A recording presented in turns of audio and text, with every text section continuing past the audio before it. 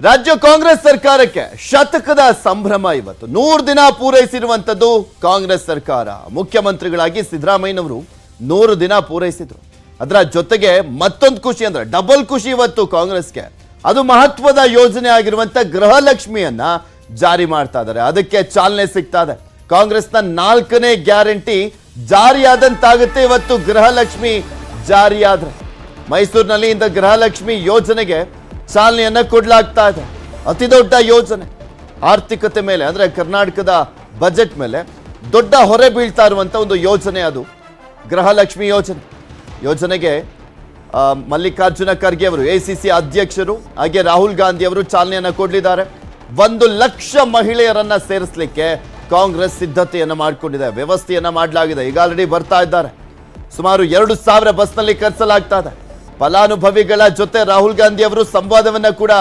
ಮಾಡಲಿದ್ದಾರೆ ಯಾಕೆಂದ್ರೆ ಪ್ರಮುಖವಾಗಿ ಈ 5 ಗ್ಯಾರಂಟಿಗಳಲ್ಲಿ 4 ಗ್ಯಾರಂಟಿ ಮಹಿಳೆಯರನ್ನ ಪ್ರಮುಖವಾಗಿ ಟಾರ್ಗೆಟ್ ಮಾಡಲಾಗಿತ್ತು ಶಕ್ತಿ ಯೋಜನೆ ಆಗಲಿ ಅನ್ನಭಾಗ್ಯ ಯೋಜನೆ ಆಗಲಿ ಅದರ ಜೊತೆಗೆ ಗೃಹ ಜ್ಯೋತಿ ಗೃಹಲಕ್ಷ್ಮಿ ಎಲ್ಲವೂ ಕೂಡ ಆಲ್ಮೋಸ್ಟ್ ಮಹಿಳೆಯರ ಪರವಾಗಿರುವಂತ ಯೋಜನೆಗಳು ಸೊ ಹೀಗಾಗಿ 1,30,000ಕ್ಕೂ ಹೆಚ್ಚಿನ ಮಹಿಳೆಯರು ಸೇರ್ತಾ ಇರುವಂತಹ ಸಂದರ್ಭದಲ್ಲಿ ರಾಹುಲ್ ಗಾಂಧಿ ಅವರು ಮಹಿಳೆಯರ ಜೊತೆ ಸಂವಾದವನ್ನ ಕೂಡ ಮಾಡಲಿದ್ದಾರೆ ಬೆಳಗ್ಗೆ 11:30ಕ್ಕೆ ಮೈಸೂರಿನ ಮಹಾರಾಜ ಕಾಲೇಜಿನ ಮೈದಾನದಲ್ಲಿ ಗೃಹಲಕ್ಷ್ಮಿ ಯೋಜನೆಗೆ ಚಾಲನೆಯನ್ನ ನೀಡಲಾಗ್ತಾ ಇದೆ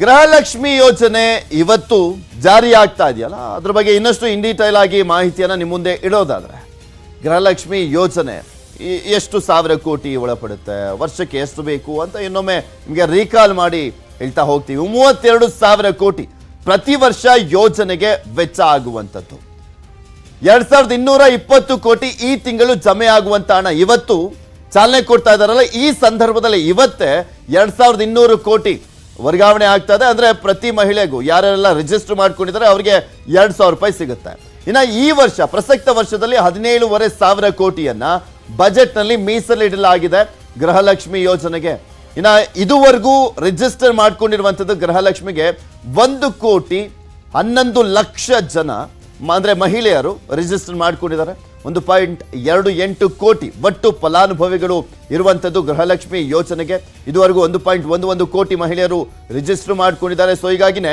ಇವತ್ತೊಂದೇ ದಿನ 2,200 ಕೋಟಿ ಟ್ರಾನ್ಸ್ಫರ್ ಆಗ್ತದೆ ಟೋಟಲ್ ಆಗಿ 1.11 ಕೋಟಿ ಮಹಿಳೆಯರಿಗೆ ಅವರ ಅಕೌಂಟ್ಗೆ ಹೋಗಲಿರುವಂತದ್ದು 1.30 ಲಕ್ಷ ಮಹಿಳೆಯರು ಮೈಸೂರಿನ ಕಾರ್ಯಕ್ರಮಕ್ಕೆ ಬರ್ತಾ ಇದ್ದಾರೆ 2,000 ಬಸ್ನಲ್ಲಿ ಮಹಿಳೆಯರನ್ನ ಕರೆಸಲಾಗ್ತದೆ ಪ್ರಮುಖವಾಗಿ 4 ಜಿಲ್ಲೆಗಳಿಂದ ಕರೆಸಲಾಗ್ತಾ ಇದೆ ಚಾಮರಾಜನಗರ ಜಿಲ್ಲೆ ಹಾಸನ ಜಿಲ್ಲೆ ಮಂಡ್ಯ ಮತ್ತೆ ಮೈಸೂರಿನ ಎಲ್ಲಾ ವಿಧಾನಸಭಾ ಕ್ಷೇತ್ರದಿಂದಲೂ ಕೂಡ ಮಹಿಳೆಯರನ್ನ ಕರೆಸಲಾಗ್ತದೆ 10,400 ಸ್ಥಳಗಳಲ್ಲಿ ರಾಜ್ಯದೆಲ್ಲೆಡನೂ ಕೂಡ ಗೃಹಲಕ್ಷ್ಮಿಗೆ ಚಾಲನೆಯನ್ನ ಕೊಡಲಾಗ್ತಾ ಇದೆಯಲ್ಲ ಅದರ ನೇರ ಪ್ರಸಾರವನ್ನ ಮಾಡಲಾಗ್ತಾ ಇರುವಂತದ್ದು ಸಾಕಷ್ಟು ಕಡೆ LED ಸ್ಕ್ರೀನ್ಗಳನ್ನ ಹಾಕಿ ಮೈಸೂರಿನಲ್ಲಿ ಚಾಲನೆ ಸಿಗ್ತಾ ಇರುವಂತದನ್ನ ತೋರಿಸಲಾಗ್ತದೆ ಬಹುದೊಡ್ಡ ಯೋಜನೆ ಆಗಿರುವಂತ ಹಿನ್ನೆಲೆಯಲ್ಲಿ ಬಹುದೊಡ್ಡ ಗ್ಯಾರಂಟಿ ಆಗಿರುವಂತ ಹಿನ್ನೆಲೆಯಲ್ಲಿ ಇದನ್ನ ಯಶಸ್ವಿ ಮಾಡುವಂತ ನಿಟ್ಟಿನಲ್ಲಿ ಎಲ್ಲಾ ರೀತಿಯಾದಂತ ಪ್ರಯತ್ನವನ್ನ ಮಾಡ್ತಾ ಇದ್ದಾರೆ ಕಾಂಗ್ರೆಸ್ ನಾಯಕರು ಅದಕ್ಕೆ ವ್ಯವಸ್ಥೆಯನ್ನ ಕೂಡ ಮಾಡ್ಕೊಂಡಿದ್ದಾರೆ ಇದೆಲ್ಲದ್ರ ಬಗ್ಗೆನೂ ಕೂಡ ಸಂಪೂರ್ಣವಾದಂತ ಮಾಹಿತಿಯನ್ನ ಕೊಡ್ತಾ ಹೋಗ್ತಾರೆ ನಮ್ಮ ಪ್ರತಿನಿಧಿ ತಿಮ್ಮೇಗೌಡರು ನಮ್ಮ ಜೊತೆ ನೇರ ಸಂಪರ್ಕದಲ್ಲಿ ಜಾಯಿನ್ ಆಗ್ತಾ ಇದ್ದಾರೆ ಮತ್ತೆ ಮತ್ತೊಬ್ಬರು ಪ್ರತಿನಿಧಿ ಸುನಿಲ್ ಕೂಡ ನಮ್ಮ ಜೊತೆ ನೇರ ಸಂಪರ್ಕದಲ್ಲಿ ಇದ್ದಾರೆ ಇನ್ನ ಅಲ್ಲಿ ಸ್ಟೇಜ್ ಮುಂಭಾಗದಿಂದ ಇದ್ದಾರೆ ನೇರ ಪ್ರಸಾರದಲ್ಲಿ ನಮ್ಮ ಪ್ರತಿನಿಧಿ ತಿಮ್ಮೇಗೌಡ್ರೆ ನೋಡ್ತಾ ಇದ್ವಿ ಎಲ್ಲಾ ರೀತಿಯಾದಂತ ವ್ಯವಸ್ಥೆಯನ್ನ ಮಾಡ್ಕೊಳ್ಳಲಾಗಿದೆ ಸಿದ್ಧತೆಯನ್ನ ಮಾಡ್ಕೊಳ್ಳಲಾಗಿದೆ ಕಡೆ ಕ್ಷಣದ ವ್ಯವಸ್ಥೆ ಮತ್ತೆ ಈಗ ಆಲ್ರೆಡಿ ಮಹಿಳೆಯರು ಬರ್ತಾ ಇದ್ದಾರಾ ಮತ್ತೆ ಯಾವ ರೀತಿಯಾಗಿ ವೇದಿಕೆಯನ್ನ ಸಿದ್ಧಪಡಿಸಲಾಗಿದೆ ಅಂತ ಪೃಥ್ವಿರಾಜ್ ಬಹಳ ಮುಖ್ಯವಾಗಿ ಇವತ್ತು ರಾಜ್ಯ ಸರ್ಕಾರಕ್ಕೆ ಅತ್ಯಂತ ಮಹತ್ವದ ದಿನ ಯಾಕಂತ ಹೇಳಿದ್ರೆ 5 ಗ್ಯಾರಂಟಿಗಳಲ್ಲಿ ಪ್ರಮುಖವಾದಂಥ ಒಂದು ಗ್ಯಾರಂಟಿ ಅಂದರೆ ಅದು ಗೃಹಲಕ್ಷ್ಮಿ ಪ್ರತಿ ಮನೆಯೊಡತಿಯರಿಗೆ ತಲಾ ಅಂದರೆ 2,000 ರೂಪಾಯಿ ಪ್ರತಿ ತಿಂಗಳು ಆ ಹಣವನ್ನು ಹಾಕುವಂಥ ಒಂದು ಗೃಹಲಕ್ಷ್ಮಿ ಯೋಜನೆ ಇದೆಯಲ್ಲ ಅದು ಲೋಕಸಭಾ ಚುನಾವಣೆಗೆ ಒಂದು ರೀತಿ ದಿಕ್ಸೂಚಿ ಲೋಕಸಭಾ ಚುನಾವಣೆಗೆ ಒಂದು ರೀತಿ ಪ್ಲಸ್ ಪಾಯಿಂಟ್ ಆಗುತ್ತೆ ಅನ್ನುವಂಥ ಲೆಕ್ಕಾಚಾರದಲ್ಲಿ ರಾಜ್ಯ ಕಾಂಗ್ರೆಸ್ ನಾಯಕರು ಇರ್ತಕ್ಕಂಥದ್ದು ಹೀಗಾಗಿಯೇ ಈ ಒಂದು ಕಾರ್ಯಕ್ರಮವನ್ನು CM ತವರು ಜಿಲ್ಲೆ ಸಾಂಸ್ಕೃತಿಕ ನಗರಿ ಮೈಸೂರಿನಲ್ಲಿ ಆಯೋಜನೆ ಮಾಡಲಾಗಿರ್ತಕ್ಕಂಥದ್ದು ಅದರಂತೆ ಈ ಒಂದು ಗೃಹಲಕ್ಷ್ಮಿ ಯೋಜನೆಯ ಒಂದು ಅನುಷ್ಠಾನ ಕಾರ್ಯಕ್ರಮಕ್ಕೆ ಇದೀಗ ಮೈಸೂರಿನ ಮಹಾರಾಜ ಗ್ರೌಂಡ್ ಸಜ್ಜಾಗಿರುವಂಥದ್ದು ಇದೀಗ ನಾನು ಮೈಸೂರಿನ ಮಹಾರಾಜ ಗ್ರೌಂಡ್ನಲ್ಲಿ ಹಾಕಲಾಗಿರ್ತಕ್ಕಂಥ ಬೃಹತ್ ವೇದಿಕೆಯ ಮೇಲ್ಭಾಗ ಇರ್ತಕ್ಕಂಥದ್ದು ದೃಶ್ಯದಲ್ಲಿ ನೋಡ್ತಾ ಇರ್ಬೋದು. ಅಂದ್ರೆ ಈ ಒಂದು ಕಾರ್ಯಕ್ರಮಕ್ಕೆ ಇವತ್ತು ಎಐಸಿಸಿ ಅಧ್ಯಕ್ಷ ಮಲ್ಲಿಕಾರ್ಜುನ್ ಖರ್ಗೆ ಮತ್ತೆ ಕಾಂಗ್ರೆಸ್ ಯುವ ನಾಯಕ ರಾಹುಲ್ ಗಾಂಧಿ ಸೇರಿದಂತೆ ಮುಖ್ಯಮಂತ್ರಿ ಸಿದ್ದರಾಮಯ್ಯ, ಡಿಸಿಎಂ ಡಿಕೆ ಶಿವಕುಮಾರ್ ಸೇರಿದಂತೆ ಮಂತ್ರಿಮಂಡಲದ ಹಲವು ಸದಸ್ಯರುಗಳು ಮತ್ತೊಂದು ಕಡೆಗೆ ಮೈಸೂರು ಭಾಗದ ಜನಪ್ರತಿನಿಧಿಗಳು ಎಲ್ಲರೂ ಕೂಡ ಭಾಗವಹಿಸ್ತಾ ಇದ್ದಾರೆ. ಇವರು ಅಂದ್ರೆ ವೇದಿಕೆ ಮೇಲ್ಭಾಗ ಸುಮಾರು 50 ಮಂದಿ ಗಣ್ಯರಿಗೆ ಅಂದ್ರೆ ರಾಹುಲ್ ಗಾಂಧಿ, ಮಲ್ಲಿಕಾರ್ಜುನ್ ಖರ್ಗೆ, ಸಿದ್ದರಾಮಯ್ಯ, ಡಿಕೆ ಶಿವಕುಮಾರ್ ಸೇರಿದಂತೆ ಮಂತ್ರಿಮಂಡಲದ ಸದಸ್ಯರುಗಳು ಮತ್ತು ಮೈಸೂರು ಭಾಗದ ಜನಪ್ರತಿನಿಧಿಗಳು ವೇದಿಕೆ ಮೇಲೆ ಕೂತ್ಕೊಳ್ಳೋದಕ್ಕೆ 50 ಆಸನದ ವ್ಯವಸ್ಥೆಗಳನ್ನು ಕೂಡ ಮಾಡಲಾಗಿರ್ತಕ್ಕಂಥದ್ದು. ಇನ್ನು ಈ ಒಂದು ಕಾರ್ಯಕ್ರಮಕ್ಕೆ ಹೆಚ್ಚಿನದಾಗಿ 1 ಲಕ್ಷಕ್ಕೂ ಹೆಚ್ಚು ಜನರನ್ನ ಕರೆತರುವಂತ ಒಂದು ಗುರಿಯನ್ನ ಇಲ್ಲಿನ ಮೈಸೂರು ಭಾಗದ ಜನಪ್ರತಿನಿಧಿಗಳು ಇಟ್ಕೊಂಡಿರ್ತಕ್ಕಂಥದ್ದು. ಹೀಗಾಗಿ 1 ಲಕ್ಷಕ್ಕೂ ಹೆಚ್ಚು ಜನರನ್ನ ಸೇರಿಸಬೇಕು ಅನ್ನುವಂಥ ನಿಟ್ಟಿನಲ್ಲಿ ಈಗಾಗಲೇ ಏನು ಜನಪ್ರತಿನಿಧಿಗಳು ಕಾಂಗ್ರೆಸ್ ನಾಯಕರು ಡಿಸೈಡ್ ಮಾಡಿದಾರಲ್ಲ, ಅದಕ್ಕಾಗಿ 1 ಲಕ್ಷ ಆಸನದ ವ್ಯವಸ್ಥೆಯನ್ನು ಕೂಡ ಇದೀಗ ವೇದಿಕೆಯ ಕೆಳಭಾಗ ಮಾಡಿರ್ತಕ್ಕಂಥದ್ದು. ದೃಶ್ಯದಲ್ಲಿ ನೋಡ್ತಾ ಇರ್ಬೋದು. ಅಂದ್ರೆ ಒಂದ್ ವೇಳೆ ಏನಾದ್ರೂ ಮಳೆ ಬಂದ್ರೆ ಅಥವಾ ಬಿಸಿಲು ಹೆಚ್ಚಾದ್ರೆ ಕಾರ್ಯಕ್ರಮ ವೀಕ್ಷಣೆಗೆ ಪ್ರೇಕ್ಷಕರಿಗೆ ಅಂದ್ರೆ ಮಹಿಳೆಯರಿಗೆ ಮತ್ತು ಕಡೆ ಕಾರ್ಯಕರ್ತರಿಗೆ ಕಾರ್ಯಕ್ರಮ ವೀಕ್ಷಣೆಗೆ ಯಾವುದೇ ರೀತಿಯಾದಂತಹ ತೊಂದರೆ ಆಗಬಾರ್ದು ಅನ್ನುವಂಥ ನಿಟ್ಟಿನಲ್ಲಿ 1 ಲಕ್ಷ ಆಸನದ ವ್ಯವಸ್ಥೆಯನ್ನು ಮಾಡಲಾಗಿರ್ತಕ್ಕಂಥದ್ದು. ಮತ್ತೊಂದು ಕಡೆಯಾಗಿ ಬೃಹತ್ ಟೆಂಟ್ ವ್ಯವಸ್ಥೆಯನ್ನು ಕೂಡ ಅಂದ್ರೆ ಜರ್ಮನ್ ಮಾದರಿಯ ಟೆಂಟ್ ವ್ಯವಸ್ಥೆಯನ್ನ ಮಾಡಲಾಗಿರ್ತಕ್ಕಂಥದ್ದು.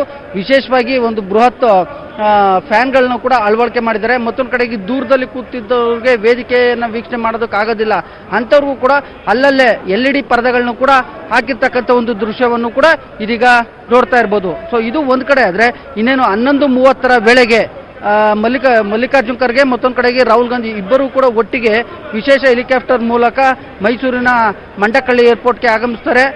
11:30 ವೇಳೆಗೆ ವೇದಿಕೆಗೆ ಆಗಮಿಸಿದಂತ ಬಳಿಕ ಖುದ್ದು ಮಲ್ಲಿಕಾರ್ಜುನ್ ಖರ್ಗೆ ಅವರು ಕೂಡ ರಾಜ್ಯಸಭೆಯ ವಿರೋಧ ಪಕ್ಷದ ನಾಯಕರಾಗಿರ್ತಕ್ಕಂಥ ಹಿನ್ನೆಲೆಯಲ್ಲಿ ಅವರೇ ಒಂದು ಗೃಹಲಕ್ಷ್ಮಿ ಯೋಜನೆಗೆ ಒಂದು ಚಾಲನೆಯನ್ನ ಅಂದ್ರೆ ಕಾರ್ಯಕ್ರಮವನ್ನ ಇನಾಗ್ರೇಷನ್ ಮಾಡ್ತಾರೆ. ಇದು ಒಂದ್ ಕಡೆ ಆದ್ರೆ ಇನ್ನ ಈ ಕಾರ್ಯಕ್ರಮಕ್ಕೆ ವಿಶೇಷವಾದಂಥ ಒಂದು ಮೆರುಗನ್ನು ತಂದು ಕೊಡ್ತಾ ಇರ್ತಕ್ಕಂಥದ್ದು ನಟ ಸಂಗೀತ ನಿರ್ದೇಶಕ ಸಾಧು ಕೋಕಿಲ್ ಅವರ ಸಂಗೀತ ಸಂಯೋಜನೆ. ಈ ಒಂದು ಗೃಹಲಕ್ಷ್ಮಿ ಯೋಜನೆಗೆ ಸಂಬಂಧಪಟ್ಟಂತೆ ವಿಶೇಷವಾದಂಥ ಒಂದು ಸಂಗೀತ ಸಂಯೋಜನೆಯನ್ನು ಕೂಡ ಮಾಡಿರ್ತಕ್ಕಂಥದ್ದು. ಆ ಒಂದು ಸಂಗೀತಕ್ಕೆ, ಆ ಒಂದು ಹಾಡಿಗೆ ಅವರ ಒಂದು ನೃತ್ಯ ತಂಡವು ಕೂಡ ವಿಶೇಷವಾದಂಥ ಒಂದು ನೃತ್ಯ ಪ್ರದರ್ಶನವನ್ನು ಕೂಡ ಮಾಡಲಿದೆ. ಇನ್ನುಳಿದಂತೆ ರಿಮೋಟ್ ಒತ್ತೋದ್ರ ಮುಖಾಂತರ 2,000 ರೂಪಾಯಿ ಚೆಕ್ ಅನ್ನು ಕೂಡ ಬಿಡುಗಡೆ ಮಾಡೋದಕ್ಕೆ ಇಲ್ಲಿ ವಿಶೇಷವಾದಂಥ ಒಂದು ವ್ಯವಸ್ಥೆಯನ್ನು ಕೂಡ ಮಾಡಲಾಗಿರ್ತಕ್ಕಂಥದ್ದು. ಅದರಂತೆ ರಿಮೋಟ್ ಒತ್ತಿದ ತಕ್ಷಣ ಈ ಒಂದು ಜಾಗದಲ್ಲಿ 2,000 ರೂಪಾಯಿ ಚೆಕ್ನ ಒಂದು ಮಾದರಿ ಶೋ ಆಗುತ್ತೆ. ಇದನ್ನು ಕೂಡ ಒಂದು ವ್ಯವಸ್ಥೆಯನ್ನ ಇಲ್ಲಿ ಕಾರ್ಯಕ್ರಮದ ಆಯೋಜಕರು ಮಾಡಿರ್ತಕ್ಕಂಥದ್ದು. ಇನ್ನುಳಿದಂತೆ ಮಂತ್ರಿಮಂಡಲ ಸದಸ್ಯರಾಗಿ ಅಂದ್ರೆ ಮಹಿಳಾ ಮತ್ತು ಮಕ್ಕಳ ಕಲ್ಯಾಣ ಇಲಾಖೆ ಸಚಿವೆ ಲಕ್ಷ್ಮೀ ಹೆಬ್ಬಾಳ್ಕರ್, ಮಂಡ್ಯ ಜಿಲ್ಲಾ ಉಸ್ತುವಾರಿ ಸಚಿವ ಚಲುವರಾಯಸ್ವಾಮಿ, ಮೈಸೂರು ಜಿಲ್ಲಾ ಉಸ್ತುವಾರಿ ಸಚಿವ ಎಚ್ ಸಿ ಮಾದೇವಪ್ಪ, ಗೃಹ ಸಚಿವ ಡಾಕ್ಟರ್ ಜಿ ಪರಮೇಶ್ವರ್, ಹಾಸನ ಉಸ್ತುವಾರಿ ಸಚಿವ KN ರಾಜಣ್ಣ ಇವರೆಲ್ಲರೂ ಕೂಡ ಆಗಮಿಸ್ತಾ ಇದ್ದಾರೆ. ಇನ್ನುಳಿದಂತೆ ಏಕಕಾಲಕ್ಕೆ ಸುಮಾರು 2,000ಕ್ಕೂ ಹೆಚ್ಚಿನ ಸ್ಥಳಗಳಲ್ಲಿ, ಹೆಚ್ಚಿನ ಗ್ರಾಮ ಪಂಚಾಯತಿ ಕೇಂದ್ರಗಳಲ್ಲಿ ಏಕಕಾಲಕ್ಕೆ ಒಂದು ಗೃಹಲಕ್ಷ್ಮಿ ಯೋಜನೆಗೆ ಚಾಲನೆಯನ್ನು ಕೊಡಲಾಗ್ತಾ ಇದೆ. ಈ ಒಂದು ಕಾರ್ಯಕ್ರಮವನ್ನು ವೀಕ್ಷಣೆ ಮಾಡೋದಕ್ಕೂ ಕೂಡ ವಿಡಿಯೋ ಕಾನ್ಫರೆನ್ಸ್ ಮೂಲಕ ಒಂದು ನೋಡೋದಕ್ಕೂ ಕೂಡ ಅಲ್ಲಿ ವ್ಯವಸ್ಥೆಯನ್ನ ಮಾಡಲಾಗಿರ್ತಕ್ಕಂಥದ್ದು. ಒಟ್ಟಲ್ಲಿ ಹೇಳ್ಬೇಕು ಅಂದ್ರೆ ಈ ಒಂದು ಗೃಹಲಕ್ಷ್ಮಿ ಯೋಜನೆಯನ್ನ ತುಂಬಾ ಗಂಭೀರವಾಗಿ ತೆಗೆದುಕೊಂಡಿರ್ತಕ್ಕಂಥ ಸರ್ಕಾರ ಈ ಒಂದು ಕಾರ್ಯಕ್ರಮವನ್ನು ಯಶಸ್ವಿಗೊಳಿಸಬೇಕು ಅನ್ನುವಂಥ ನಿಟ್ಟಿನಲ್ಲಿ ಪಣ ತೊಟ್ಟಿರ್ತಕ್ಕಂಥದ್ದು. ಅದರಂತೆ ಕಳೆದ 3 ದಿನಗಳಿಂದಲೂ ಕೂಡ CM Siddaramaiah, DCM DK Shivakumar ಮತ್ತೆ ಮಹಿಳಾ ಮತ್ತು ಮಕ್ಕಳ ಕಲ್ಯಾಣ ಇಲಾಖೆ ಸಚಿವೆ ಲಕ್ಷ್ಮೀ ಹೆಬ್ಬಾಳ್ಕರ್ ಮೈಸೂರಿನಲ್ಲೇ ವಾಸ್ತವ್ಯವನ್ನು ಹೂಡೋದ್ರ ಮುಖಾಂತರ ಈ ಒಂದು ಪೂರ್ವ ಸಿದ್ಧತೆಗಳನ್ನ ಪರಿಶೀಲನೆ ಮಾಡಿದ್ದಾರೆ. ಮತ್ತೆ ಪೂರ್ವ ಸಿದ್ಧತೆಯಲ್ಲೂ ಕೂಡ ಅವರು ಕೂಡ ಭಾಗಿಯಾಗಿರ್ತಕ್ಕಂಥದ್ದು. ಪೃಥ್ವಿರಾಜ್.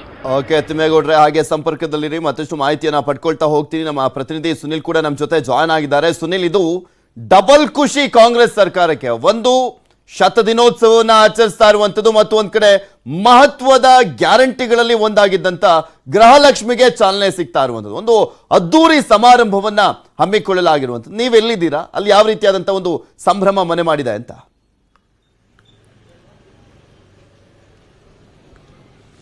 ಖಂಡಿತ ಪೃಥ್ವಿ, ಏನು ಕಾಂಗ್ರೆಸ್ ಸರ್ಕಾರದ ಶತದಿನೋತ್ಸವದ ಹಬ್ಬ ಏನಿದೆ, ಆ ಹಬ್ಬದ ಹಿನ್ನೆಲೆಯಲ್ಲಿ ಏನು ಕಾಂಗ್ರೆಸ್ನ 4ನೇ ಗ್ಯಾರಂಟಿ ಆಗಿದ್ದಂತ ಗೃಹಲಕ್ಷ್ಮಿಯನ್ನ ಇವತ್ತು ಜಾರಿಗೆ ತರ್ತಾ ಇರುವಂತದ್ದು. ಈ ನಿಟ್ಟಿನಲ್ಲಿ ಮೈಸೂರಿನಲ್ಲಿ ನಿಜವಾಗ್ಲೂ ಒಂದು ರೀತಿ ಕಾಂಗ್ರೆಸ್ಸಿಗರಿಗೆ ಹಬ್ಬದ ವಾತಾವರಣ ಸೃಷ್ಟಿಯಾಗಿದೆ ಅಂತಾನೆ ಹೇಳ್ಬೋದು. ನಾನೀಗ ಮುಖ್ಯಮಂತ್ರಿಗಳ ಮನೆಯ ಬಳಿಯಿಂದ ಮಾತನಾಡ್ತಾ ಇದ್ದೇನೆ. ಮುಖ್ಯಮಂತ್ರಿಗಳ ಮನೆಯ ಬಳಿ ಸಾಕಷ್ಟು ಜನರು ಈಗಾಗಲೇ ಆಗಮಿಸ್ತಾ ಇರುವಂತದ್ದು. ಇದರ ಜೊತೆಗೆ ಮೈಸೂರು ನಗರ ಪಾಲಿಕೆ ಸದಸ್ಯರೇನಿದ್ದಾರೆ ಇವರು ಕೂಡ ಮುಖ್ಯಮಂತ್ರಿಗಳ ಮನೆಗೆ ಆಗಮಿಸಿರುವಂತದ್ದು. ಅವ್ರ ಜೊತೆ ಸಹಜವಾಗಿ ಮುಖ್ಯಮಂತ್ರಿಗಳು ಸಭೆಯನ್ನ ನಡೆಸ್ತಾ ಇದ್ದಾರೆ. ಇದ್ದಾರೆ. ಸಭೆ ಬಳಿಕ ಸುಮಾರು 12 ಗಂಟೆ ಹೊತ್ತಿಗೆ ಏನು ವೇದಿಕೆ ಅಂದ್ರೆ ಮೈಸೂರಿನ ಮಹಾರಾಜ ಮೈದಾನ ಏನಿದೆ, ಈ ಮೈದಾನದಲ್ಲಿ ಕಾರ್ಯಕ್ರಮ ನಡೆಯುವಂತದ್ದು. ಹೀಗಾಗಿ ಸುಮಾರು 11:30 ಅಷ್ಟರಲ್ಲಿ ಮನೆಯನ್ನ ಬಿಡುವಂತದ್ದು ಸಿಎಂ ನಿಗದಿಯಾಗಿರುವಂತದ್ದು.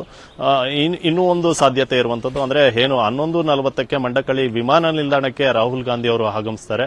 ಅವರನ್ನ ಸ್ವಾಗತ ಕೋರಲಿಕ್ಕೆ ಸಿಎಂ ಅವರು ಹೋಗುವಂತ ಸಾಧ್ಯತೆ ಇರುವಂತದ್ದು. ಆದ್ರೆ ಸದ್ಯಕ್ಕೆ ಯಾವುದೇ ನಿಗದಿ ಕೂಡ ಆಗಿಲ್ಲ, ಹೋಗುವಂತ ಸಾಧ್ಯತೆ ಇದೆ ಅಂತ ಹೇಳಲಾಗ್ತಾ ಇರುವಂತದ್ದು. ಹೀಗಾಗಿ ಮೈಸೂರಿನ ಸಿಎಂ ನಿವಾಸದ ಬಳಿ ಸಾಕಷ್ಟು ಕಾರ್ಯಕರ್ತರು ಕೂಡ ಈಗ ಆಗಮಿಸ್ತಾ ಇರುವಂತದ್ದು. ಒಂದ್ ರೀತಿ ಸಭೆ ಕೂಡ ಮುಖ್ಯಮಂತ್ರಿಗಳು ಮಾಡ್ತಾ ಇರುವಂತದ್ದು. ಅಂದ್ರೆ ಪ್ರಮುಖವಾಗಿ ಪೃಥ್ವಿಯಲ್ಲಿ ನೋಡದೇ ಇದ್ರೆ ಏನು ಬೆಳಗಾಮಲ್ಲಿ ಈ ಒಂದು ಕಾರ್ಯಕ್ರಮವನ್ನ ಮಾಡಬೇಕು ಅಂತಿತ್ತು, ಆದ್ರೆ ಅಲ್ಲಿಂದ ಮೈಸೂರಿಗೆ ವರ್ಗಾವಣೆ ಆಗಿರುವಂತದ್ದು. ಅಂದ್ರೆ ಮೈಸೂರು ಭಾಗದಲ್ಲಿ ಕಾಂಗ್ರೆಸ್ ಅನ್ನ ಬಲಪಡಿಸುವಂತ ನಿಟ್ಟಿನಲ್ಲಿ ಈ ಒಂದು ಕಾರ್ಯಕ್ರಮ. ಸುನಿಲ್, ಅದನ್ನೇನಾದ್ರೂ ಪ್ಲಾನ್ ಮಾಡಿ ತೋರಿಸಬಹುದಾ? ಸಿಎಂ ನಿವಾಸದ ಹತ್ರ ಯಾವ ರೀತಿಯಾದಂತಹ ಸಂಭ್ರಮ ಇದೆ, ಕಾರ್ಯಕರ್ತರು ಬಂದು ಸೇರ್ತಾ ಇದ್ದಾರೆ ಅಂತ? ಖಂಡಿತ ಪೃಥ್ವಿ, ನೀವು ದೃಶ್ಯದಲ್ಲಿ ಈಗ ಗಮನಿಸಬಹುದು. ಈಗ ಸಿಎಂ ಮನೆ ಮುಂದೆ ಮುಂದಿನ ದೃಶ್ಯಗಳು ಇದು. ಏನು ಪೊಲೀಸರ ಭದ್ರತೆ ಕೂಡ ಒಂದ್ ಕಡೆ, ಅಂದ್ರೆ ಕಾರ್ಯಕರ್ತರು ಯಾರು ಕೂಡ ಮನೆಯ ಬಳಿ ಆಗಮಿಸಬಾರದು ಅನ್ನುವಂಥ ದೂರದಲ್ಲೇ ಅವರನ್ನ ತಡೆದು ಇಲ್ಲಿ ಬ್ಯಾರಿಕೇಡ್ಗಳನ್ನ ಹಾಕಿರುವಂತದ್ದು. ಇನ್ನು ಮನೆಯ ಒಳಭಾಗದಲ್ಲಿ ಈಗ ಮೈಸೂರು ನಗರ ಪಾಲಿಕೆಯ ಸದಸ್ಯರೇನಿದ್ದಾರೆ ಅವರೆಲ್ಲರೂ ಕೂಡ ಒಳಗೋಗಿರುವಂತದ್ದು. ಅಂದ್ರೆ ಸಿಎಂ ಜೊತೆ ಒಂದು ಸಭೆಯನ್ನ ಕೂಡ ನಡೆಸ್ತಾ ಇರುವಂತದ್ದು. ಅಂದ್ರೆ ಕಾರ್ಯಕ್ರಮದ ಬಗ್ಗೆ ಯಾವೆಲ್ಲ ರೀತಿಯಾದಂತಹ ತಯಾರಿಗಳು ಈಗಾಗಲೇ ಆಗಿದೆ ಅನ್ನುವಂಥ ನಿಟ್ಟಿನಲ್ಲಿ ಸಿಎಂ ಅವರು ಖುದ್ದು ನಗರ ಪಾಲಿಕೆ ಸದಸ್ಯರ ಜೊತೆ ಮಾತುಕತೆಯನ್ನ ನಡೆಸ್ತಾ ಇರುವಂತದ್ದು. ಅಂದ್ರೆ ಈ ಒಂದು ಕಾರ್ಯಕ್ರಮ ನಿಜಕ್ಕೂ ಕಾಂಗ್ರೆಸ್ ಸರ್ಕಾರಕ್ಕೆ ಒಂದು ದೊಡ್ಡ ಮಟ್ಟದ ಕಾರ್ಯಕ್ರಮ ಆಗಿರತಕ್ಕಂಥದ್ದು. ಹೀಗಾಗಿ ಕಳೆದ 3 ದಿನಗಳಿಂದ ಸಿಎಂ ಮೈಸೂರಿನಲ್ಲೇ ವಾಸ್ತವ್ಯವನ್ನ ಹೂಡಿದ್ರು. ಮೈಸೂರಿನಲ್ಲೇ ವಾಸ್ತವ್ಯವನ್ನ ಹೂಡಿ ಯಾವೆಲ್ಲ ರೀತಿ ಕಾರ್ಯಕ್ರಮಗಳನ್ನ ಆಯೋಜನೆ ಮಾಡಬೇಕು, ಈ ಕಾರ್ಯಕ್ರಮಕ್ಕೆ ರಾಹುಲ್ ಗಾಂಧಿ ಅವರು ಬರ್ತಾ ಇದ್ದಾರೆ, ಈ ನಿಟ್ಟಿನಲ್ಲಿ ಅದ್ದೂರಿಯಾದಂತಹ ಈ ಒಂದು ಕಾರ್ಯಕ್ರಮ ನಡೀಬೇಕು ಅನ್ನುವಂಥ ನಿಟ್ಟಿನಲ್ಲಿ ಸಿಎಂ ಅವರು ಮೈಸೂರಿನಲ್ಲೇ ಉಳ್ಕೊಂಡಿದ್ರು. ಹೀಗಾಗಿ ಅವರ ನೇತೃತ್ವದಲ್ಲೇ ಒಂದಷ್ಟು ತಯಾರಿಗಳು ಕೂಡ ಆಗಿತ್ತು. ಆ ಹಿನ್ನೆಲೆಯಲ್ಲಿ ಇವತ್ತು ಕಾರ್ಯಕ್ರಮ ಇರೋದ್ರಿಂದ ಈಗಾಗಲೇ ಏನು ಸಿಎಂ ಮನೆ ಬಳಿ ಏನು ನಗರ ಪಾಲಿಕೆ ಸದಸ್ಯರು ಆಗಮಿಸಿದ್ದಾರೆ, ಅವ್ರ ಜೊತೆ ಮಾತುಕತೆಯನ್ನ ನಡೆಸ್ತಾ ಇದ್ದಾರೆ. ಅಂದ್ರೆ ಕಾರ್ಯಕ್ರಮದಲ್ಲಿ ಯಾವುದೇ ರೀತಿಯಾದಂತಹ ತೊಂದರೆಗಳಾಗಬಾರದು, ಏನು ಪ್ಲಾನ್ಗಳನ್ನ ಮಾಡ್ಕೊಂಡಿದ್ರಿ ಅದೇ ರೀತಿ ನೀಟಾಗಿ ಕಾರ್ಯಕ್ರಮ ಆಗಬೇಕು ಅನ್ನುವಂಥ ನಿಟ್ಟಿನಲ್ಲಿ ಈಗ ಸಿಎಂ ಮನೆಯಲ್ಲಿ ಒಂದು ನಗರ ಪಾಲಿಕೆ ಸದಸ್ಯರ ಜೊತೆ ಸಭೆ ನಡೀತಾ ಇರುವಂತದ್ದು. ಪೃಥ್ವಿ, ಓಕೆ, ಧನ್ಯವಾದ ಸುನಿಲ್ ಹಾಗೆ ತಿಮ್ಮೇಗೌಡ್ರೆ ನಿಮ್ಮೆಲ್ಲ ಮಾಹಿತಿಗಾಗಿ. ಗೃಹಲಕ್ಷ್ಮಿ ಕಾರ್ಯಕ್ರಮದ ಬಗ್ಗೆ ಮಹಿಳಾ ಮತ್ತು ಮಕ್ಕಳ ಕಲ್ಯಾಣ ಇಲಾಖೆ ಸಚಿವೆ ಲಕ್ಷ್ಮೀ ಹೆಬ್ಬಾಳ್ಕರ್ ಮಾತನಾಡಿದ್ದಾರೆ. ನಮ್ಮ ಪ್ರತಿನಿಧಿ ಹೆಬ್ಬಾಳ್ಕರ್ ತಿಮ್ಮೇಗೌಡರು ಅವ್ರನ್ನ ಮಾತನಾಡಿಸಿದ್ದಾರೆ. ಈ ಸಂದರ್ಭದಲ್ಲಿ ಅವ್ರು ಏನ್ ಹೇಳಿದ್ರು ನೋಡೋಣ. ಯೋಜನೆಯ ಅನುಷ್ಠಾನ ಕಾರ್ಯಕ್ರಮಕ್ಕೆ ಕ್ಷಣಗಣನೆ ಆರಂಭವಾಗಿದೆ. ಬನ್ನಿ, ಈ ಸಂಬಂಧವಾಗಿ ಇದೀಗ ನಮ್ಮ ಜೊತೆ ಮಾತನಾಡೋದಕ್ಕೆ ಲಕ್ಷ್ಮೀ ಹೆಬ್ಬಾಳ್ಕರ್ ಅವರು ಇದ್ದಾರೆ. ಮಾತಾಡ್ತೀನಿ ಮೇಡಮ್, ಯಾವ ರೀತಿಯಾಗಿ ನಡೀತಾ ಇದೆ ಅಂತಿಮ ಸಿದ್ಧತೆಗಳು? ಅಂತಿಮ ಸಿದ್ಧತೆ ಬಹಳಷ್ಟು 2-3 ಡೇಟ್ ಅನ್ನ ಚೇಂಜ್ ಮಾಡಿ ಬಹಳಷ್ಟು ವಿಚಾರ ಮಾಡಿ ಉತ್ತಮ ರೀತಿಯಿಂದ ಈ ಕಾರ್ಯಕ್ರಮವನ್ನ ಚಾಲನೆ ಕೊಡಬೇಕು ಅಂತ ಹೇಳಿ ಬೆಳಗಾವಿಯಿಂದ ಮೈಸೂರಿಗೆ ಶಿಫ್ಟ್ ಆದ್ಮೇಲೆ ನೀವೇ ಎಲ್ಲ ನೋಡ್ತಾ ಇದ್ದೀರಿ, ರಾಜ್ಯದ ಮೂಲೆ ಮೂಲೆಯಲ್ಲಿ ಮಹಿಳೆಯರು ಈ ಕಾರ್ಯಕ್ರಮ, ಸ್ಪೆಷಲಿ ಗೃಹಲಕ್ಷ್ಮಿ ಕಾರ್ಯಕ್ರಮವನ್ನ ಅತ್ಯಂತ ಉತ್ಸುಕತೆಯಿಂದ ಎದುರು ನೋಡ್ತಾ ಇದ್ದಾರೆ. ಸೊ ಗೃಹಲಕ್ಷ್ಮಿಯನ್ನ ಮನೆಗೆ ಬರ್ಮಾಡ್ಕೊಳ್ಳಿಕ್ಕೆ ಬಹಳಷ್ಟು ಉತ್ಸುಕರಾಗಿದ್ದಾರೆ. ನಾವು ನೋಡ್ತಾ ಇದ್ದೀರಾ, ರಾಜ್ಯದಲ್ಲಿ ಸುಮಾರು 12,600 ಕಡೆ ಈ ರೀತಿ ಝೂಮ್ ನ ಕನೆಕ್ಟ್ ಮಾಡಿದ್ದೀವಿ. ಸೊ ನನ್ನ ಪ್ರಕಾರ ಬರೀ ನಮ್ಮ ದೇಶದಲ್ಲಿ ಅಲ್ಲ, ವರ್ಲ್ಡ್ ನಲ್ಲಿನೇ ಒಂದು ಕಾರ್ಯಕ್ರಮವನ್ನ ಇಷ್ಟೊಂದು ಜನರನ್ನ ಕನೆಕ್ಟ್ ಮಾಡಿ ಮಾಡ್ಕೊಂಡಿರೋದು ಮೊದಲನೇ ಬಾರಿ ಅಂತ ನನಗೆ ಅನಿಸುತ್ತೆ. ಮೇಡಮ್, ಇದು ಲೋಕಸಭಾ ಚುನಾವಣಾ ವರ್ಷ, ಸಂಸತ್ ಚುನಾವಣೆಯ ಕಾಂಗ್ರೆಸ್ ಗೆಲುವಿಗೆ ಈ ಒಂದು ಪ್ರೋಗ್ರಾಮ್, ಈ ಒಂದು ಕಾರ್ಯಕ್ರಮ ಯಾವ ರೀತಿಯಾಗಿ ಮುನ್ನುಡಿ ಬರೆಯುತ್ತೆ? ನೋಡಿ, ಪಾಲಿಟಿಕ್ಸ್ ಇಲೆಕ್ಷನ್ ಇದ್ದಾಗ ಮಾಡೋಣ, ಆದ್ರೆ ನಾವು ಕಾಂಗ್ರೆಸ್ ಪಕ್ಷ 5 ಗ್ಯಾರಂಟಿಗಳನ್ನ ವಾಗ್ದಾನ ಮಾಡಿದ್ವಿ ರಾಜ್ಯದ ಮಹಾಜನತೆಗೆ. ಇಲೆಕ್ಷನ್ ನಲ್ಲಿ ಗೆದ್ರೆ ಇದನ್ನ ಮಾಡ್ತೀವಿ ಅಂತ. ಸೊ ನುಡಿದಂತ ನಡೀತಾ ಇದೀವಿ. 100 ದಿನ ತುಂಬಿದಂತ ಈ ಒಂದು ಸಂದರ್ಭದಲ್ಲಿ ಮುಂದಿನ ಲೋಕಸಭೆಯನ್ನ ತಲೆಯಲ್ಲಿ ಇಟ್ಕೊಂಡು ಈ ಕಾರ್ಯಕ್ರಮ ಮಾಡ್ತಾ ಇಲ್ಲ, ಕೊಟ್ಟ ಭಾಷೆಯನ್ನ ಉಳಿಸ್ಕೊಳ್ಳೋಕೆ ಈ ಒಂದು ಕಾರ್ಯಕ್ರಮಗಳನ್ನ ಅನುಷ್ಠಾನ ಮಾಡ್ತಾ ಇದ್ದೀವಿ. ಮೇಡಮ್, ಇದು ಲಕ್ಷ್ಮೀ ಹೆಬ್ಬಾಳ್ಕರ್ ಅವರ ಮಟ್ಟಿಗೆ ಇದೊಂದು ರೀತಿ ರಾಜಕೀಯ ವರ್ಚಸ್ಸಿಗೆ ಒಂದು ಮಹತ್ವವಾದಂತಹ ಕಾರ್ಯಕ್ರಮ ಅಂತ ವಿಶ್ಲೇಷಣೆ ಮಾಡಲಾಗ್ತಾ ಇದೆ. ಈ ಕ್ಷಣ ಏನನ್ಸುತ್ತೆ ಮೇಡಮ್? ನೋಡಿ, ನನಗೆ ಮೊದಲಿಂದನೂ ಕೂಡ ಬಹಳಷ್ಟು ಚಾಲೆಂಜ್ ಅನ್ನ ಅಕ್ಸೆಪ್ಟ್ ಮಾಡಿಕೊಂಡು ಬಹಳಷ್ಟು ಶ್ರಮ ಪಟ್ಟು ಈ ಒಂದು ಹಂತಕ್ಕೆ ನಾನು ಬಂದಿದ್ದೀನಿ. ಸಾಮಾನ್ಯ ಕಾರ್ಯಕರ್ತೆಯಾಗಿ ಇವತ್ತು ರಾಜ್ಯದಲ್ಲಿ ಮಹಿಳಾ ಮಕ್ಕಳ ಕಲ್ಯಾಣ ಇಲಾಖೆಯ ಮಂತ್ರಿಯಾಗಿ ಕೆಲಸ ಮಾಡ್ತಾ ಇದ್ದೀನಿ. ಇಂಥ ಒಂದು ಸಂದರ್ಭದಲ್ಲಿ ನನ್ನ ವರ್ಚಸ್ಸಿನ, ನನ್ನ ಸರ್ಕಾರದ ವರ್ಚಸ್ಸು, ಮಾನ್ಯ ಮುಖ್ಯಮಂತ್ರಿಗಳಾದಂಥ ಸಿದ್ದರಾಮಯ್ಯನವರ ವರ್ಚಸ್ಸು, ಮಾನ್ಯ ಉಪಮುಖ್ಯಮಂತ್ರಿಗಳಾದಂಥ DK ಶಿವಕುಮಾರ್ ವರ್ಚಸ್ಸು, ಸಂಪೂರ್ಣವಾಗಿ ಸರ್ಕಾರಕ್ಕೆ ಒಳ್ಳೆಯ ಹೆಸರು ಬೇಕನ್ನೋದೊಂದೇ ನನ್ನ ಲಕ್ಷ್ಯ ಇದೆ, ಯೋಚನೆ ಇದೆ. ಲಕ್ಷ್ಮೀ ಹೆಬ್ಬಾಳ್ಕರ್ ವೈಯಕ್ತಿಕವಾಗಿ ಅಲ್ಲ, 1 ಕೋಟಿ 10 ಲಕ್ಷ ಮಹಿಳೆಯರಿಗೆ ಈ ಒಂದು 2,000 ರೂಪಾಯಿ ಜಮಾ ಆಗ್ತಾ ಇದೆ. ಈ ಒಂದು ಕಾರ್ಯಕ್ರಮದ ಮೂಲಕ ಏನ್ ಸಂದೇಶ ಕೊಡ್ತೀರಾ ಮೇಡಮ್, ಏನ್ ಹೇಳ್ತೀರಾ ಮಹಿಳೆಯರಿಗೆ? ನೋಡಿ, ಇಲೆಕ್ಷನ್ ಪೂರ್ವ ನಾವು ಘೋಷಣೆ ಮಾಡಿದ್ದು ಬರೀ ಚುನಾವಣಾ ಗಿಮಿಕ್ಗೋಸ್ಕರ ಅಲ್ಲ. ಚುನಾವಣೆಯಲ್ಲಿ ಗೆದ್ದು ಬರಲಿಕ್ಕೆ ಇಂಥ ಒಂದು ಫ್ಯಾನ್ಸಿ ಗ್ಯಾರಂಟಿಗಳನ್ನು ಘೋಷಣೆ ಮಾಡಿರಲಿಲ್ಲ. ಸೊ ಇಂಥ ಸಂದರ್ಭದಲ್ಲಿ ಆರ್ಥಿಕವಾಗಿ ಮಹಿಳೆಗೆ ಸಹಾಯ ಮಾಡೋಣ.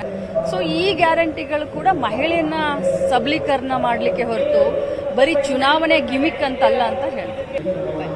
ಇದಿಷ್ಟು ಲಕ್ಷ್ಮೀ ಹೆಬ್ಬಾಳ್ಕರ್ ಅವರ ನೇರ ನುಡಿಗಳು. ಕ್ಯಾಮರಾಮನ್ ಶಿವಪ್ಪ ಜೊತೆ ಹೆಬ್ಬಾಕ ತಿಮ್ಮೇಗೌಡ, ನ್ಯೂಸ್ 18 ಕನ್ನಡ, ಮೈಸೂರು.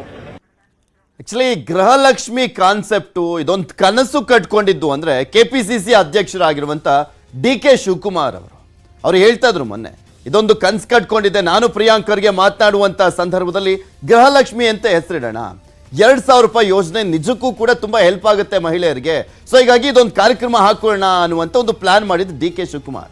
ಗೃಹಲಕ್ಷ್ಮಿ ಕಾರ್ಯಕ್ರಮದ ವಿಚಾರಕ್ಕೆ ಸಂಬಂಧಪಟ್ಟಂತೆ DCM DK ಶಿವಕುಮಾರ್ ಅವರು ನ್ಯೂಸ್ 18 ಜೊತೆ ಮಾತನಾಡಿದ್ದಾರೆ. ಅವ್ರು ಏನ್ ಹೇಳಿದ್ರು ಕೇಳೋಣ. ಕಾಂಗ್ರೆಸ್ನ ಮಹತ್ವದ ಗ್ಯಾರಂಟಿ ಅಂದ್ರೆ ಅದು ಗೃಹಲಕ್ಷ್ಮಿ ಕಾರ್ಯಕ್ರಮ. ಇಂಥ ಒಂದು ಮಹತ್ವದ ಗ್ಯಾರಂಟಿ ಕಾರ್ಯಕ್ರಮದ ಅನುಷ್ಠಾನಕ್ಕೆ ಇದೀಗ ಕ್ಷಣಗಣನೆ ಆರಂಭವಾಗಿರ್ತಕ್ಕಂಥದ್ದು. ಅದರಂತೆ ಮೈಸೂರಿನ ಮಹಾರಾಜ ಗ್ರೌಂಡ್ ನಲ್ಲಿ ಒಂದು ಅದ್ದೂರಿ ವೇದಿಕೆ ಸಿದ್ಧವಾಗಿದೆ. ಮತ್ತೊಂದು ಕಡೆಯಾಗಿ ಈ ಒಂದು ಕಾರ್ಯಕ್ರಮದ ನೇತೃತ್ವವನ್ನು ಉಪಮುಖ್ಯಮಂತ್ರಿ DK ಶಿವಕುಮಾರ್ ವಹಿಸಿಕೊಂಡಿದ್ದಾರೆ. ಅದರಂತೆ ಇವತ್ತು ಈ ಒಂದು ಕಾರ್ಯಕ್ರಮಕ್ಕೆ ಸಂಬಂಧಪಟ್ಟಂತೆ ಪೂರ್ವ ಸಿದ್ಧತೆಗಳನ್ನ ಪರಿಶೀಲನೆ ಮಾಡೋಕೆ ಎಲ್ಲಾ PDOಗಳ ಜೊತೆ ಎಲ್ಲಾ ಅಧಿಕಾರಿಗಳ ಜೊತೆ ವಿಡಿಯೋ ಕಾನ್ಫರೆನ್ಸ್ ಅನ್ನ ಮಾಡ್ತಾ ಇದ್ದಾರೆ. ಬನ್ನಿ, ಈ ಸಂಬಂಧವಾಗಿ ಇದೀಗ ನಮ್ಮ ಜೊತೆ ಮಾತನಾಡೋದಕ್ಕೆ ಖುದ್ದು ಉಪಮುಖ್ಯಮಂತ್ರಿ DK ಶಿವಕುಮಾರ್ ಇದ್ದಾರೆ, ಮಾತನಾಡಿಸಿ. ಸರ್, ಈ ಒಂದು ಕಾರ್ಯಕ್ರಮದ ಅಂತಿಮ ಸಿದ್ಧತೆಗಳು ಯಾವ ರೀತಿ ನಡೆದಿದೆ ಸರ್? ನೋಡಿ, ಎಲ್ಲ ಗ್ರಾಮ ಪಂಚಾಯತಿಗೂ ಕನೆಕ್ಷನ್ ಕೊಟ್ಟಿದ್ದೀವಿ. ಎಲ್ಲ ಗ್ರಾಮ ಪಂಚಾಯತಿಯವರು ಪಾರ್ಟಿಸಿಪೇಟ್ ಮಾಡ್ತಾ ಇದ್ದಾರೆ. 12,600 ಲಿಂಕ್ ಎಸ್ಟಾಬ್ಲಿಷ್ಮೆಂಟ್ ಮಾಡಿದ್ದೀವಿ.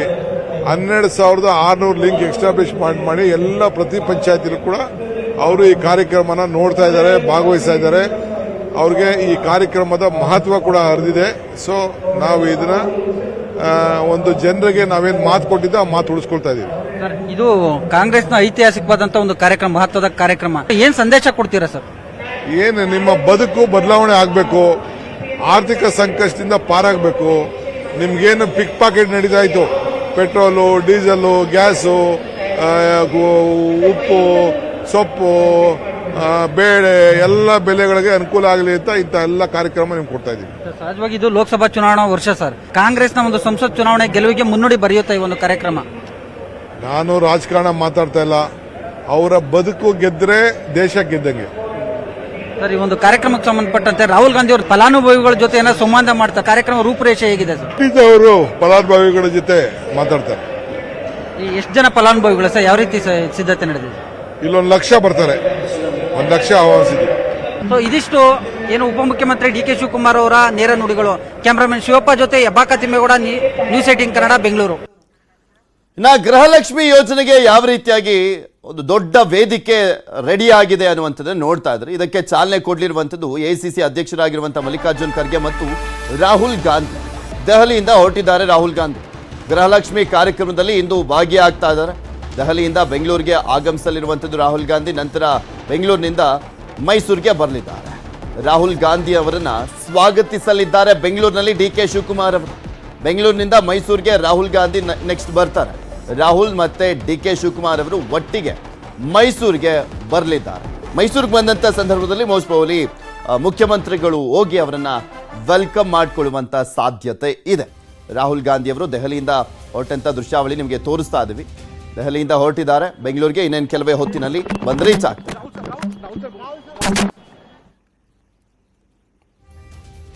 Welcome back. ಇವತ್ತು ಗೃಹಲಕ್ಷ್ಮಿಗೆ ಚಾಲನೆ ಸಿಗ್ತಾ ಇದೆ. ಆದ್ರೆ ಇನ್ನೊಂದು ಗ್ಯಾರಂಟಿ ಇದೆಯಲ್ಲ, ಅನ್ನಭಾಗ್ಯ, ಅದು ಸದ್ಯಕ್ಕಂತೂ ಹಣಭಾಗ್ಯ ಆಗಿರುವಂಥದ್ದು. ಬಿಕಾಸ್ ಅವ್ರು ಹೇಳಿದಂತೆ 10 kg ಕೊಡ್ಲಿಕ್ಕೆ ಆಗ್ತಾ ಇಲ್ಲ, ಅದ್ರ ಬದಲು ಹಣವನ್ನ ಕೊಡ್ತಾ ಇದ್ದಾರೆ. ಬಟ್ ಈ ಅಕ್ಕಿಯನ್ನು ಹೊಂದಿಸ್ಲಿಕ್ಕೆ ರಾಜ್ಯ ಸರ್ಕಾರ ಮಾತ್ರ ನಾನಾ ರೀತಿಯಾದಂತ ಸರ್ಕಸ್ ಮಾಡ್ತಾ ಇದೆ. ತೆಲಂಗಾಣ ಸರ್ಕಾರದ ಜೊತೆಗೆ 3 ಸುತ್ತಿನ ಮಾತುಕತೆಯನ್ನ ಮಾಡಿರುವಂಥದ್ದು. 3 ಬಾರಿ ಮಾತನಾಡಿದ್ದಾರೆ ಆಹಾರ ಸಚಿವರಾಗಿರುವಂತ KH ಮುನಿಯಪ್ಪ ಅವರು. ಕೆಜಿಗೆ 40 ರೂಪಾಯಿಗೆ ಅಕ್ಕಿಯನ್ನ ಮಾರಾಟ ಮಾಡಲಿಕ್ಕೆ ತೆಲಂಗಾಣ ಸಿದ್ಧವಾಗಿದೆಯಂತೆ. 2 ಲಕ್ಷ ಮೆಟ್ರಿಕ್ ಟನ್ ಅಕ್ಕಿಯನ್ನ ಕೊಡ್ಲಿಕ್ಕೆ ತೆಲಂಗಾಣ ಒಪ್ಕೊಂಡಿದೆ ಅಂತ ಹೇಳಲಾಗ್ತಾ ಇದೆ. ತೆಲಂಗಾಣ ಅಕ್ಕಿ ಕೊಟ್ರೆ ಅಕ್ಟೋಬರ್ನಿಂದ 10 kg ಪೂರೈಕೆ ಮಾಡುವಂತ ಸಾಧ್ಯತೆ ಇದೆ. 10 kgನೂ ಕೂಡ ಅಕ್ಕಿ ಕೊಡೋದಿಲ್ಲ, ಒಂದು 6-7 kg ಕೊಡುವಂತ ಸಾಧ್ಯತೆ ಇದೆ. ಉಳಿದಿದ್ದು ರಾಗಿ, ಜೋಳ, ಗೋಧಿ ಈ ರೀತಿಯಾಗಿ ಡಿವೈಡ್ ಮಾಡುವಂತ ಸಾಧ್ಯತೆ ಇದೆ ಅಂತ ಕೂಡ ಹೇಳಲಾಗ್ತಾ ಇರುವಂತದ್ದು. ಒಟ್ಟಿನಲ್ಲಿ ಅಕ್ಕಿಯನ್ನು ಹೊಂದಿಸುವಂತ ನಿಟ್ಟಿನಲ್ಲಿ ರಾಜ್ಯ ಸರ್ಕಾರ ನಾನಾ ರೀತಿಯಾದಂಥ ತಂತ್ರವನ್ನ ಬಳಸ್ತಾ ಇದೆ, ಸರ್ಕಸ್ ಅನ್ನ ಮಾಡ್ತಾ ಇದೆ. ಈಗ ಆಲ್ರೆಡಿ ಛತ್ತೀಸ್ಗಢ ಜೊತೆ ಮಾತನಾಡಿದ್ರು, ಅಲ್ಲಿಂದ ತರುವಂಥದ್ದು ತುಂಬಾ ದೂರ ಅನ್ನುವಂಥದ್ರ ಬಗ್ಗೆ ಟಾಕ್ ಬಂತು. ಅದಾದ್ಮೇಲೆ ಈಗ ತೆಲಂಗಾಣ ಪಕ್ಕದ ರಾಜ್ಯ, ಅಲ್ಲಿಂದ ತಂದ್ಬಿಟ್ರೆ ಈಸಿ ಆಗುತ್ತೆ, ಸರಕಿನ ವೆಚ್ಚ ಕೂಡ ಕಡಿಮೆ ಆಗುತ್ತೆ ಅನ್ನುವಂಥ ಲೆಕ್ಕಾಚಾರ ಇದೆ. ಇದ್ರ ಬಗ್ಗೆ ಇನ್ನಷ್ಟು ಮಾಹಿತಿಯನ್ನ ಕೊಡ್ತಾ ಹೋಗ್ತಾರೆ ನಮ್ಮ ಪೊಲಿಟಿಕಲ್ ಬ್ಯೂರೋ ಮುಖ್ಯಸ್ಥರಾಗಿರುವಂತಹ ಚಿದಾನ್ ಪಟೇಲ್ ನಮ್ಮ ಜೊತೆ ನೇರ ಸಂಪರ್ಕದಲ್ಲಿ ಜಾಯ್ನ್ ಆಗಿದ್ದಾರೆ. ಚಿದಾನ್ ಪಟೇಲ್, ಅನ್ನಭಾಗ್ಯ ಅನ್ನುವಂಥದ್ದು ಸದ್ಯಕ್ಕೆ ಹಣಭಾಗ್ಯ ಆಗಿದೆ, ಅದು ಅನ್ನಭಾಗ್ಯ ಯೋಜನೆನೇ ಜಾರಿಯಾದಂತೆ ಅನ್ನುವಂಥದ್ದನ್ನ ನೋಡಬೇಕು ಅಂದ್ರೆ ಅಕ್ಕಿ ಕೊಟ್ಟಂತ ಸಂದರ್ಭದಲ್ಲಿ ಮಾತ್ರನೇ ಆ ಗ್ಯಾರಂಟಿ ಸಕ್ಸಸ್ ಆಗೋದು. ಸರ್ಕಾರ ಯಾವ ರೀತಿಯಾಗಿ ಸರ್ಕಸ್ ಮಾಡ್ತಾ ಇದೆ, ತೆಲಂಗಾಣ ಜೊತೆ ಮಾತನಾಡಿರುವಂಥದ್ದು ಎಷ್ಟು ಮಟ್ಟಿಗೆ ವರ್ಕೌಟ್ ಆಗ್ತಾ ಇದೆ ಅಂತ? ಪೃಥ್ವಿ, ಕೇಂದ್ರದ ಆಹಾರ ನಿಗಮದ ಅಕ್ಕಿಯನ್ನು ನಂಬಿಕೊಂಡು ಅನ್ನಭಾಗ್ಯ ಯೋಜನೆಯನ್ನು ಘೋಷಣೆ ಮಾಡಿದಂತ ಕಾಂಗ್ರೆಸ್ ಸರ್ಕಾರ ಕೊನೆಗೆ ಆಹಾರ ನಿಗಮದಲ್ಲಿ ಕೆಲವೊಂದ್ ಕಡೆ ಟೆಂಡರ್ ಕರೆಯುವ ಮುಖಾಂತರ ಅಕ್ಕಿಯನ್ನ ಪರ್ಚೇಸ್ ಮಾಡ್ಬೇಕಂತ ಹೇಳಿ ನಿರ್ದೇಶನವನ್ನ ನೀಡಿದ್ರು. ಆರಂಭದಲ್ಲಿ ಎಲ್ಲೊಂದ್ ಕಡೆ ಆಹಾರ ನಿಗಮ ಮತ್ತು ರಾಜ್ಯ ಸರ್ಕಾರದ ನಡುವೆ ಆರಂಭಿಕ ಯಶಸ್ವಿ ಮಾತುಕತೆ ಆಗಿತ್ತು. ಅದ್ರ ನಂತರದ ಬೆಳವಣಿಗೆಗಳಲ್ಲಿ ಎಲ್ಲೊಂದ್ ಕಡೆ ಅಕ್ಕಿ ಕೊಡ್ಲಿಕ್ಕೆ ಸಾಧ್ಯ ಇಲ್ಲ ಎಂಬ ಸಂದೇಶ ರವಾನೆ ಆಯ್ತು. ಆ ಮುಖಾಂತರ ಕೇಂದ್ರ ಸರ್ಕಾರ ರಾಜ್ಯ ಸರ್ಕಾರಕ್ಕೆ ಅಕ್ಕಿ ಕೊಡ್ಲಿಕ್ಕೆ ಹಿಂದೇಟ್ ಹಾಕಿದ್ದು ಅಂತ ಹೇಳಿ ಗಂಭೀರ ಆರೋಪವನ್ನು ಮಾಡಿದ್ರು. ಅಕ್ಕಿಯನ್ನ ಕೊಡಬಾರದು ಮತ್ತು ಈ ಯೋಜನೆಯನ್ನ ಯಶಸ್ಸಿಗೆ ಬಿಡಬಾರದು ಅಂತ ಹೇಳಿ ಕೇಂದ್ರ ಸರ್ಕಾರ ಮುಂದಾಗಿದೆ ಅಂತ ಹೇಳಿ ಗಂಭೀರ ಆರೋಪವನ್ನು ಸ್ವತಃ ಸಿದ್ದರಾಮಯ್ಯನವರು ಮಾಡಿದ್ರು. ಅದಾದ ಬಳಿಕ ತಮ್ಮದೇ ಸರ್ಕಾರ ಇರ್ತಕ್ಕಂಥ ಛತ್ತೀಸ್ಗಢ ಸರ್ಕಾರ ಜೊತೆ ಮಾತುಕತೆಯನ್ನು ನಡೆಸಿದ್ದು. ಛತ್ತೀಸ್ಗಢ ಸರ್ಕಾರದಲ್ಲಿ ಸುಮಾರು 75 ಲಕ್ಷ ಮೆಟ್ರಿಕ್ ಟನ್ ಅಕ್ಕಿಯನ್ನು ಕೊಡ್ಲಿಕ್ಕೆ ಒಪ್ಪಿದ್ರು. ಆದ್ರೆ ಎಲ್ಲೊಂದ್ ಕಡೆ ಅಲ್ಲಿ ಸಾಗಣೆ ವೆಚ್ಚ ದುಬಾರಿ ಆಗುತ್ತಿರುವ ಕಾರಣಕ್ಕೆ ಅಲ್ಲೂ ಕೂಡ ಎಲ್ಲೊಂದ್ ಕಡೆ ಮಾತುಕತೆ ವಿಫಲವಾಯಿತು. ನಂತರ ಪಂಜಾಬ್ ಸರ್ಕಾರ ಜೊತೆ ಕೂಡ ಮಾತುಕತೆ ನಡೆಸಿದ್ರು. ಅದಾದ ಬಳಿಕ ಹರಿಯಾಣ ಸರ್ಕಾರ ಜೊತೆ ಕೂಡ ಮಾತುಕತೆ ನಡೆಸಿದ್ರು. ಆದ್ರೆ ಎಲ್ಲೊಂದ್ ಕಡೆ ಟ್ರಾನ್ಸ್ಪೋರ್ಟ್ ವೆಚ್ಚ ಹೆಚ್ಚಾಗುವ ಕಾರಣಕ್ಕಾಗಿ ಅಕ್ಕಿ ಲಭ್ಯತೆ ಇದ್ರೂ ಕೂಡ ಬೇರೆ ರಾಜ್ಯಗಳಿಂದ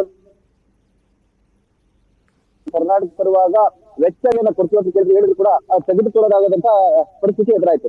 ಇದೀಗ ಕರ್ನಾಟಕ ಸರ್ಕಾರ ಕಳೆದ 1 ತಿಂಗಳಿಂದ ಕೂಡ ತೆಲಂಗಾಣ ಸರ್ಕಾರ ಜೊತೆ ಅಕ್ಕಿಯನ್ನ ಖರೀದಿ ಮಾಡೋ ಸಂಬಂಧಪಟ್ಟಾಗ ಈಗಾಗಲೇ ಚರ್ಚೆಯನ್ನ ಮುಂದುವರಿಸಿರುವಂತದ್ದು. ಈಗಾಗಲೇ 3 ಬಾರಿ ಸಭೆಯನ್ನು ನಡೆಸಿರುವಂತದ್ದು. 3 ಬಾರಿ ಸಭೆಯಲ್ಲೂ ಕೂಡ ಎಲ್ಲೊಂದ್ ಕಡೆ ತೆಲಂಗಾಣ ಸರ್ಕಾರಕ್ಕೆ ಇದೀಗ ಎಲ್ಲಾ ರೀತಿಯ ಒಪ್ಪಿಗೆಯನ್ನು ಕೊಟ್ಟಿರುವಂತದ್ದು. ಸುಮಾರು 2,25,000 ಮೆಟ್ರಿಕ್ ಟನ್ ಅಕ್ಕಿಯನ್ನು ಕೊಡ್ಲಿಕ್ಕೆ ಈಗಾಗಲೇ ತೆಲಂಗಾಣ ಸರ್ಕಾರ ಒಪ್ಪಿರುವಂತದ್ದು. ಸದ್ಯಕ್ಕೆ ಈಗಾಗಲೇ ತೆಲಂಗಾಣ ಸರ್ಕಾರದ ಸರ್ಕಾರದ ಆಹಾರ ಸಚಿವರು ಮತ್ತು ಕರ್ನಾಟಕ ಸರ್ಕಾರದ ಆಹಾರ ಸಚಿವರು ಮತ್ತು ಅಲ್ಲಿನ ಅಧಿಕಾರಿಗಳು ಮತ್ತು ಕರ್ನಾಟಕ ಸರ್ಕಾರದ ಅಧಿಕಾರಿಗಳ ನಡುವೆ 3 ಹಂತದ ಸಭೆ ನಡೆದಿರುವಂತದ್ದು. ಕಳೆದ ವಾರ ಕೂಡ ಬೆಂಗಳೂರಿನಲ್ಲಿ ಕೂಡ ಸಭೆ ನಡೆದಿರುವಂತದ್ದು. ಈಗಾಗಲೇ ಅಕ್ಕಿಯ ದರದ ಸಂಬಂಧಪಟ್ಟ ಒಂದಷ್ಟು ಚೌಕಾಸಿ ಇರ್ತಕ್ಕಂಥದ್ದು. ಈಗಾಗಲೇ ಅಕ್ಕಿಯ ಬೇಡಿಕೆ ಇರುವ ಕಾರಣಕ್ಕಾಗಿ ತೆಲಂಗಾಣ ಸರ್ಕಾರ ಒಂದಷ್ಟು ಜಾಸ್ತಿ ಬೆಲೆಯನ್ನು ಹೇಳ್ತಿರುವಂತದ್ದು ಕರ್ನಾಟಕಕ್ಕೆ ನುಂಗಲಾರದ ಪ್ರತಿಷ್ಠಿತವಾಗಿ ಪರಿಣಮಿಸಿರುವಂತದ್ದು. ಆದ್ರೆ ಈಗಾಗಲೇ ಎಷ್ಟು ಕೊಡಬೇಕು ಮತ್ತು ದರ ಸಂಬಂಧಪಟ್ಟಾಗ ಈಗಾಗಲೇ ಮಾತುಕತೆ ನಡೆದಿರುವಂತದ್ದು. ಎಲ್ಲವೂ ಅಂದುಕೊಂಡಾಗ ಅಕ್ಟೋಬರ್ನಿಂದ ಏನು ಸರ್ಕಾರ ಈ ಹಿಂದೆ ಕಾಂಗ್ರೆಸ್ ಅಧಿಕಾರಕ್ಕೆ ಬರುವ ಮುನ್ನ ಘೋಷಣೆ ಮಾಡಿದಂತ ಅನ್ನಭಾಗ್ಯ ಅಕ್ಕಿ 10 ಕೆಜಿ ಕೊಡ್ತೀವಿ ಅಂತ ಓಕೆ, ಚಿದಾನ್ ಪಟೇಲ್, ಸ್ವಲ್ಪ ಡಿಸ್ಟರ್ಬೆನ್ಸ್ ಇದೆ, ಮತ್ತೊಮ್ಮೆ